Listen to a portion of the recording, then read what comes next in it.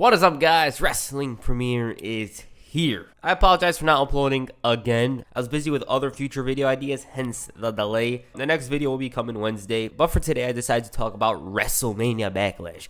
Yeah, I don't get why they called it that. It's probably some promotional thing, but whatever. With that said, damn, was this a good pay-per-view. I enjoyed it for the most part. One thing I didn't enjoy was the fact that they were shamelessly promoting a movie. They even went as far as to have a match involving a concept from that movie. But on the other side of things, there were a bunch of entertaining matches that I enjoyed for the most part. You know, nearly every match delivered, and yeah, it's an easy watch. Like, WWE pay-per-views are something I really enjoy recently. Since, like, after the wild card rule thing, the pay-per-views for the most part were good. With that said, WrestleMania Backlash, let's get into it. So on the pre-show, Sheamus came out and challenged anybody to come out and face him for the gold. Oh, Ricochet's here. Guess they ran out of food and catering. But seriously, though, even though I don't like the fact that Ricochet isn't skilled on the mic or has minimal character, I still think there's a place for him on Raw. And it's odd to me that they've never continued pushing him as a superhero type. With that said, despite the early offense, Sheamus managed to slow things down, keeping himself a step ahead of Ricochet. It was decent for a pre-show match. Fact is, Sheamus delivers. He's always excelled in the past few months. From what I could see, I'm glad people are starting to appreciate him. I do expect somebody like Keith Lee to beat him for the gold, but for the time being, the open challenge is enjoyable. After the match, Ricochet finally does something cool. Managed to outsmart the Celtic Warrior. Well, I take it back.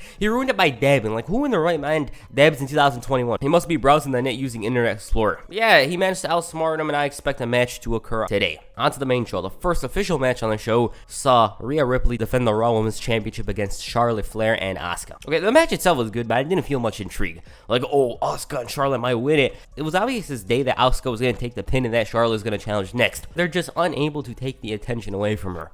Nonetheless, I enjoyed it. The action was expected to be good, and it was. Like I said, I just wasn't hyped for it heading into the event.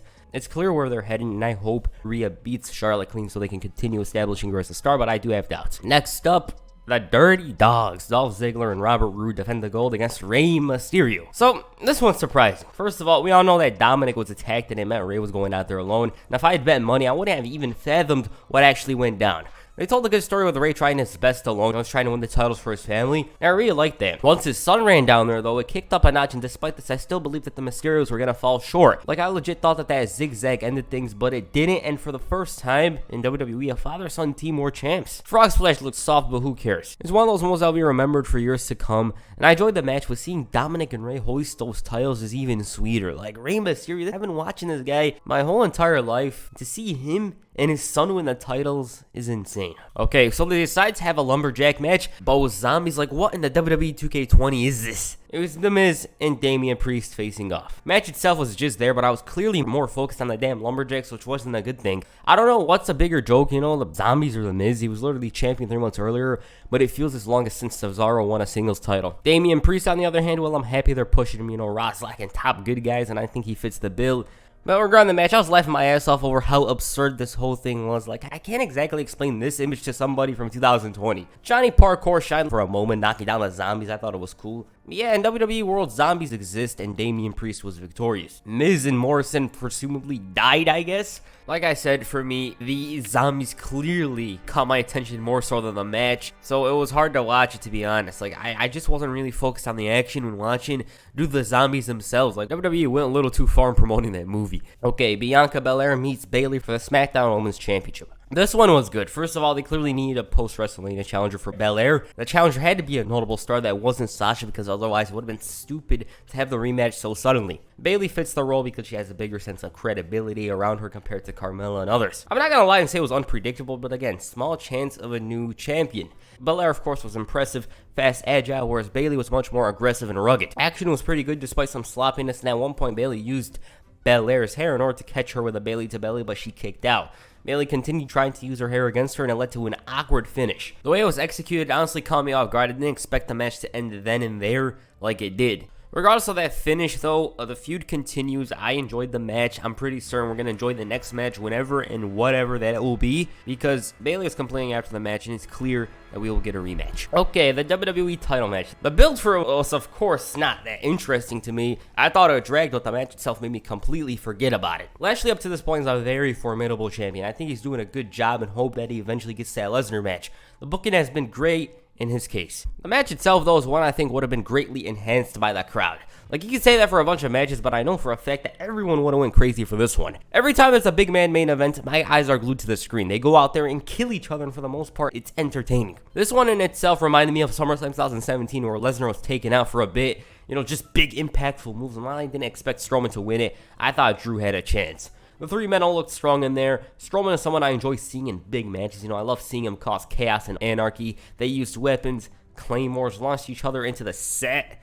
Awesome stuff. Because of that whole incident, you know, with Lashley and Drew McIntyre, it led to a mini match between Strowman and himself. That was explosive. Drew hit a damn Michinoku driver. Like, that was the last move I had in mind for him to hit. He was throwing Strowman around, but the other guy was no joke either. He was slamming Drew all over the place, looking like a monster. And just as Drew finally figures things out, Lashley steals him. So it looks like a Hell in a Cell match is on the horizon. And this was very, very entertaining. It was a superb triple threat match that I suggest you watch if you haven't, because it was explosive and there's never really a dull moment in it. It was definitely my match of the night up to this point. But that wouldn't be the case in a few minutes. And the main event, Roman Reigns, the tribal chief, the head of the table, whatever the hell you want to call him, defends the gold against Cesaro. Wow, did they do such a good job of building Cesaro? They really made me believe he had a chance.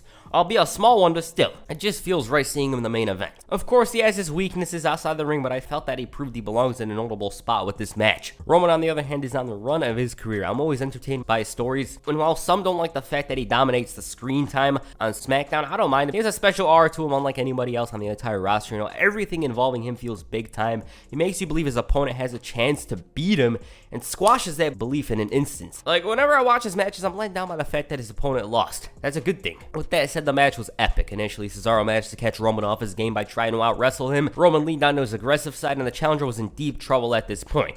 He really couldn't figure it out until a Superman punch counter, and I also love how Heyman sells the threat of the opponent. He elevates him like he knows what Cesaro was capable of. He brought the fight and then some to Roman Reigns, and the champ, on the other hand, loved undermining Cesaro with its facial reactions, camera talk as well. Cesaro's arm was being worked on, and it was hurting badly. Like, he couldn't lift Roman or fully attempt those uppercuts.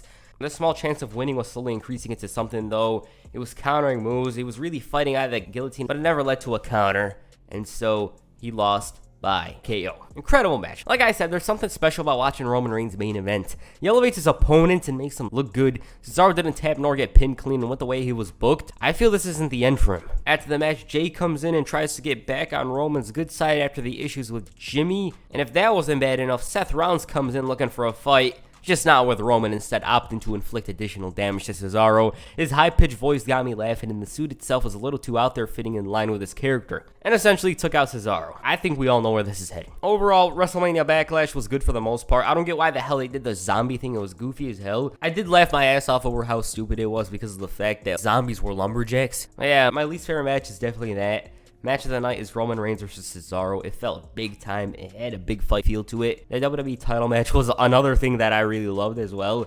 Rey Mysterio and his son winning was an incredible moment. So yeah, what'd you guys think of WrestleMania Backlash? Please comment down below. And that's it for this video. Make sure you hit a claymore on the like button and perhaps the Superman punch on the subscribe button. Peace. I'm out.